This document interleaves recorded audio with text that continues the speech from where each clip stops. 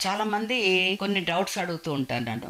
వరకట్నం అనేది తీసుకోవచ్చా, తీసుకోకూడదా అనేసి అంటూ ఉంటారు. కానీ ఈ ఆడపిల్ల అనేటప్పటికి కట్న కానుకలు ఇవ్వాలి, పెట్టుబోతులు ఎన్నో పెట్టాలి, ఈ సాంప్రదాయ సిద్ధంగా అన్ని సమర్పించాలి అనే భయం అనేది పట్టుకుంది. కానీ ఈ రోజుల్లో మాత్రం వరకట్నం అనేది రాను రాను టోటల్గా సమసిపోతుంది.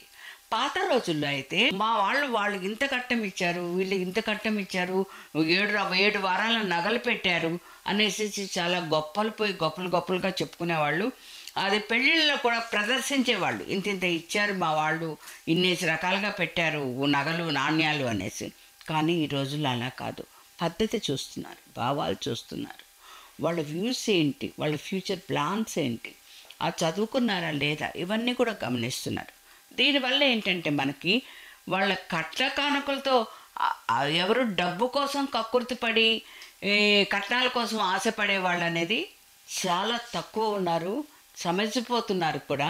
ఇప్పుడు రాను కూడా చాలా ఛానల్స్లో కూడా ఈ కట్నాల కానుకల వల్ల ఎంతెంత మంది పిల్లలు బాధపడుతున్నారు, ఎన్నెన్ని కుటుంబాలు డిస్టర్బ్ అయిపోతున్నాయి అనేసి చూస్తున్నారు. కాబట్టి కళ్ళారా ఆ మనీ అనేది టోటల్గా వాళ్ళు ఇచ్చేదేదో ఇచ్చుకుంటారు, పుచ్చుకునేదేదో పుచ్చుకుంటారు, కానీ వీటి వల్ల మాత్రం ఫోకస్ చేయట్లేదు.